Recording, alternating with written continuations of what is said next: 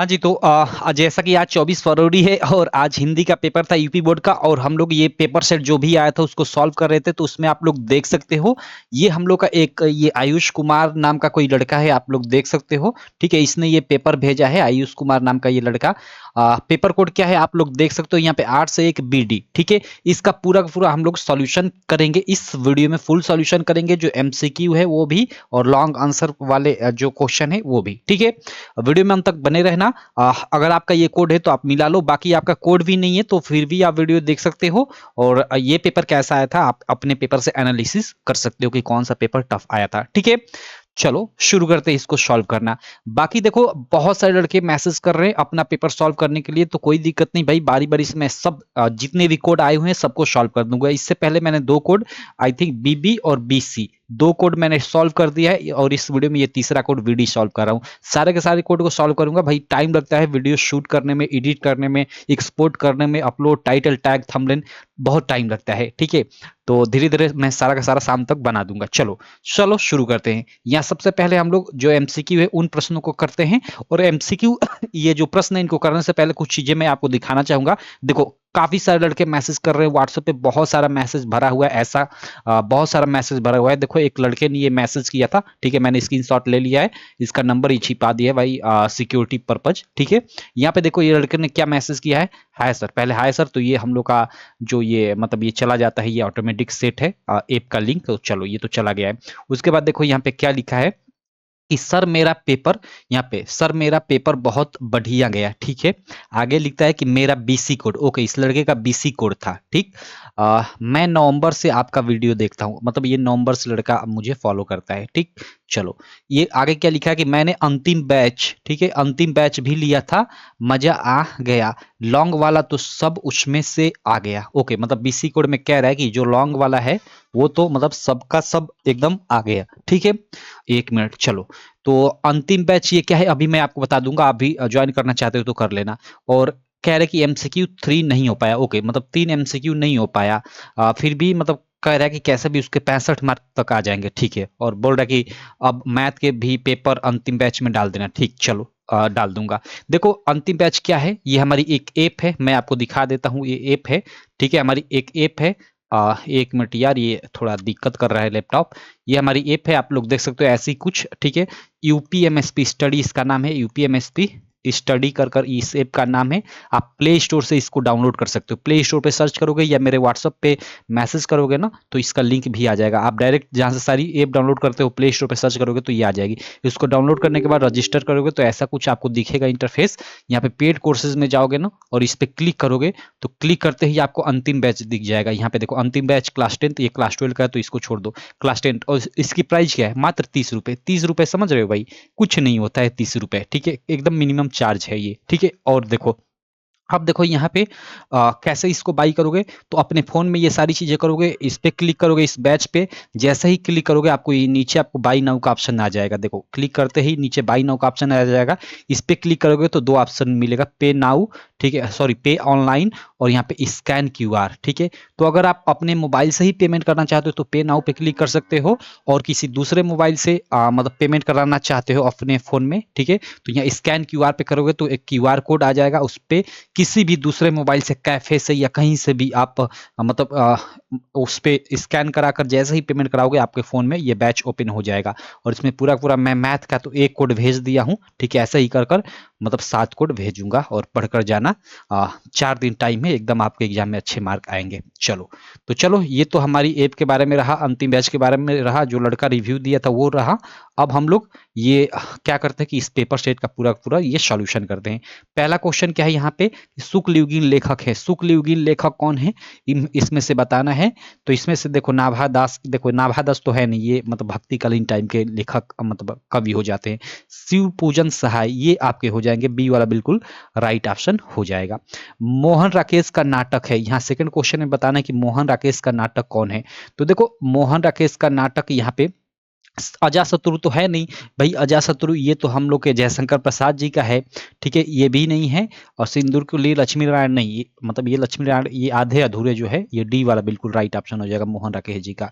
ठीक है, चलो तो ये भी क्लियर। प्रश्न संख्या थर्ड के क्या है कि साहित्य की विशेषताएं लेख की विधा है। निबंध, आप ये सी वाला बिल्कुल राइट ऑप्शन हो जाएगा। चलो प्रश्न संख्या 4 देख लेते हैं। प्रश्न संख्या 4 क्या है कि महके आंगन चहके द्वार के रचयिता है। देखो महके आंगन चहके द्वार के जो रचयिता है वो देखो यहाँ पे लड़के ने लगाया है, भी सही ऑप्शन है कन्हैयालाल मिश्र प्रभाकर, ए वाला। उसने कहा था प्रसिद्ध कहानीकार है, ठीक है, उसने कहा था प्रसिद्ध कहानी के कहानीकार कौन है, तो चंद्रशर धर्मा गुलेरी, ठीक है, चंद्रधर शर्मा गुलेरी, सही, ये लड़के ने भी लगाया है, सही उसका है। यहाँ पे देखो प्रश्न संख्या 6 है कि रीतिबद्ध काव्य धारा के कवि हैं, तो रीतिबद्ध काव्य धारा के कवि मैं आपको बताया था कि जितने भी फेमस कवि है जैसे केशव दास, मतीराम हो गए, पद्माकर हो गए, भूषण, सारे के सारे जो फेमस कवि है वो रीतिबद्ध में आते हैं। ठीक, तो ए वाला बिल्कुल राइट ऑप्शन हो जाएगा।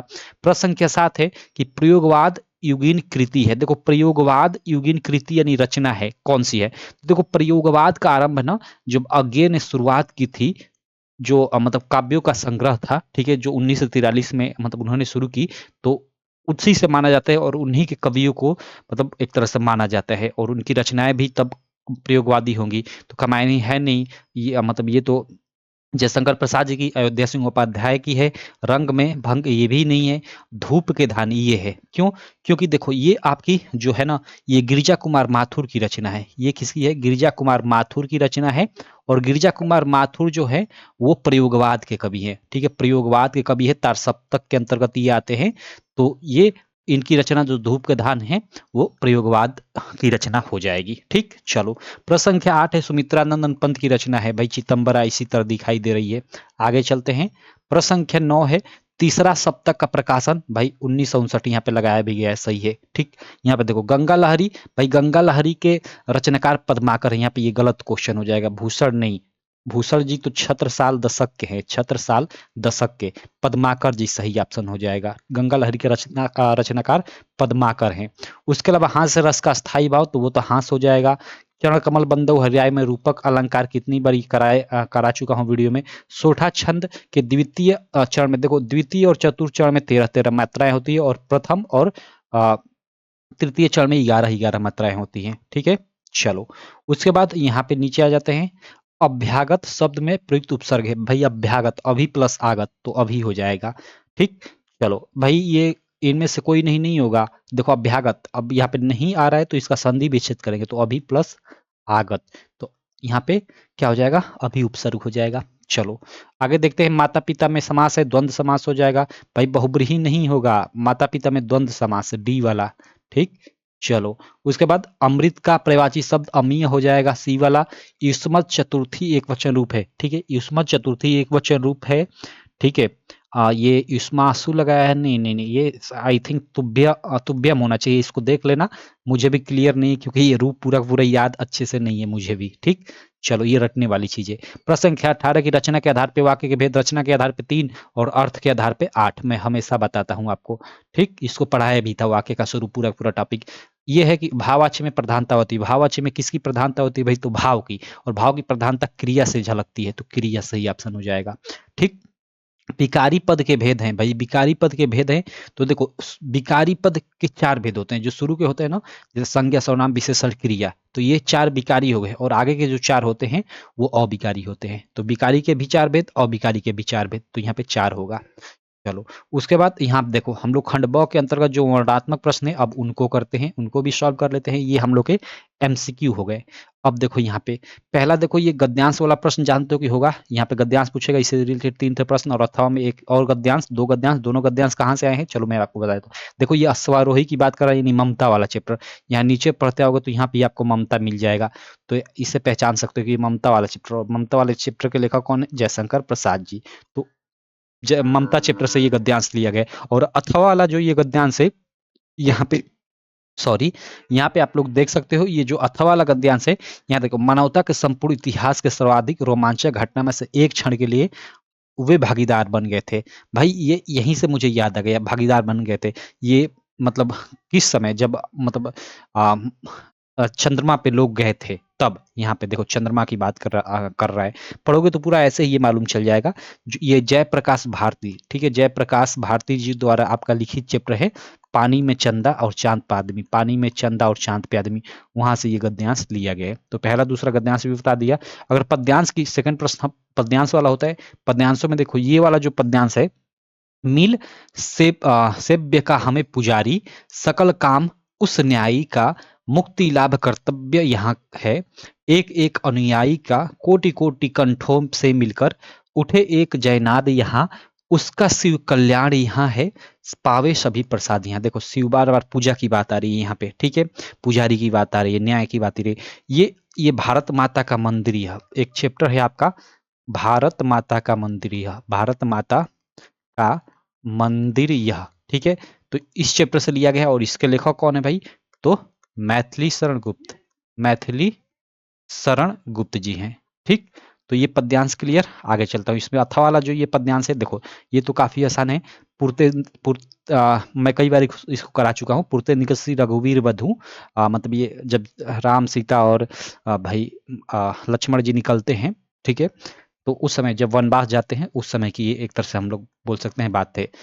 तो ये आपका वन पथ पर जो आपका चैप्टर है, वन पथ, और दो उसमें सिलेबल है, धनुष भंग पर, धनुष भंग और वन पथ पर, जो तुलसीदास जी द्वारा दोनों मतलब सिलेबल आपके लिखित है। तो तुलसीदास जी द्वारा ये सिलेबल है, वन पथ से ये लिया गया है, ठीक है।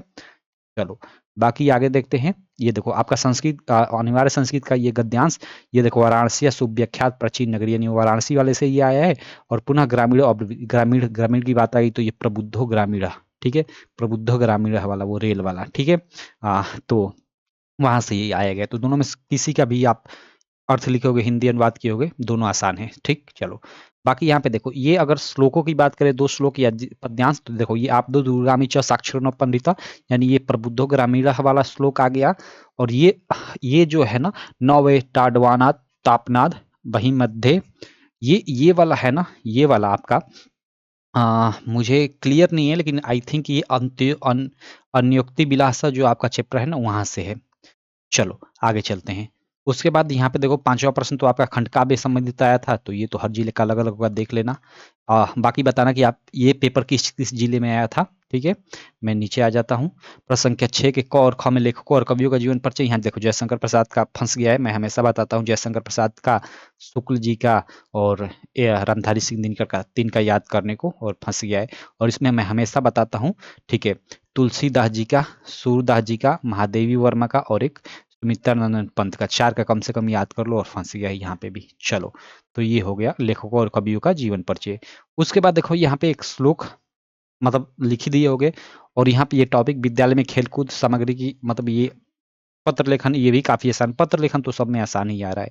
और यहाँ पे ये 4 ठे प्रश्न जिनमें 2 का उत्तर देना है, तो ये भी आप लोग देख सकते हो। और अंत में ये टॉपिक देखो पूछे गए थे आपका निबंध वाला, तो निबंध लिखे होगा तो इसका आपको 7 मार्क मिला होगा, ठीक है, मिला होगा नहीं मिलेगा। चलो तो ये रहा हम लोग का पूरा का पूरा सेट, बीडी वाला पेपर सेट, इसका पूरा का पूरा मैं सोल्यूशन करा दिया। 3 सेट हो गए, बाकी आगे के जो सेट है उनको भी मैं सॉल्व करूंगा, लगातार सॉल्व करूंगा। चलो मिलता हूँ नेक्स्ट वीडियो में, तब तक के लिए थैंक यू।